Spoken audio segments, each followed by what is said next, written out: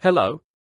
This short video is an introduction to a video of a much more detailed 45-minute presentation that will be posted in the next few weeks on this channel.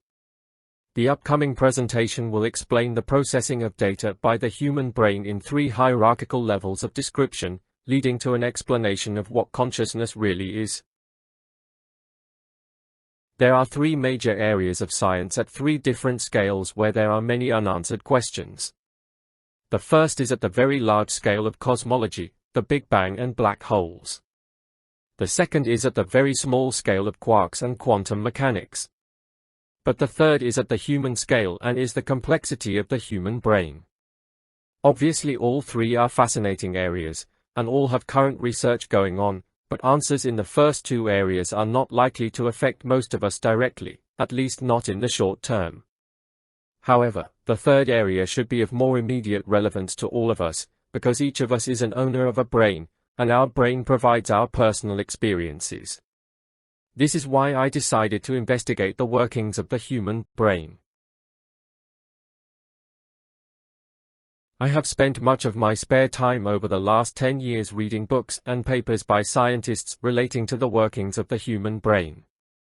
I have identified 11 different scientific ideas that can be thought of as pieces of a jigsaw puzzle, that together, I believe, create a complete and coherent picture of the processing of the human brain and can lead to an explanation of consciousness. Some of these 11 pieces are areas of well-established scientific facts, some are well-supported theories, and 1 or 2 are slightly lesser-known scientific proposals, but all of them have evidence that supports them, and all of them have been peer-reviewed and published. I have added some new structures in order to join the pieces, and I have included some new ways of looking at things, but I have not contributed any major new ideas to this jigsaw. I have created a new website that explains my views, and also am shortly to release a YouTube video presentation that will explain it. The picture that is created is an explanation of what consciousness is, and it also reveals a secret of where consciousness resides that no one else has revealed. The first piece of the jigsaw is the basic functionality of neurons and synapses, the basic building blocks of the brain. The second piece is networks of neurons and their synapse connections that are representative symbols in the brain. The third piece is that all these networks together create a model of the world in the brain. The fourth piece is that there is common functionality of hierarchical processing of data within the brain, in particular within the neocortex, in other words that the same processing is carried out many times over recursively, and on all different types of data, whether incoming sense data from inside or outside the body, or data about internal brain processes.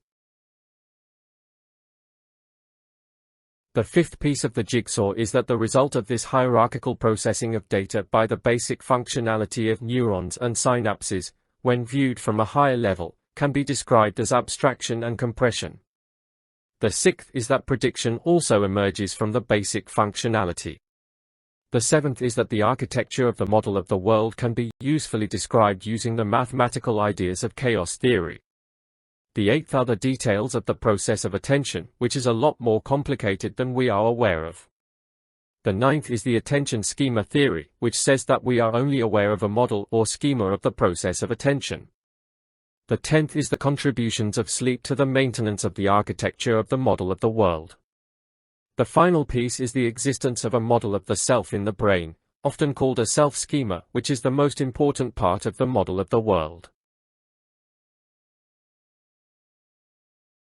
These 11 scientific ideas, when pieced together within a relevant hierarchical structure of levels of description, lead to an inevitable conclusion. What I refer to as me, or I, is actually my self-schema, so I look out from being within this model. This point of view is totally hidden from me, but it explains my consciousness and a number of puzzling features of it.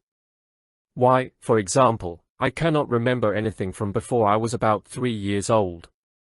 Why I cannot access any of the details of the processes of my brain, such as how or where memories are stored and retrieved, how attention works, how I perceive things and how I take action. It also reveals how my feelings come about, and even sheds some light on how I can have free will, despite the fact that my brain works in a deterministic way.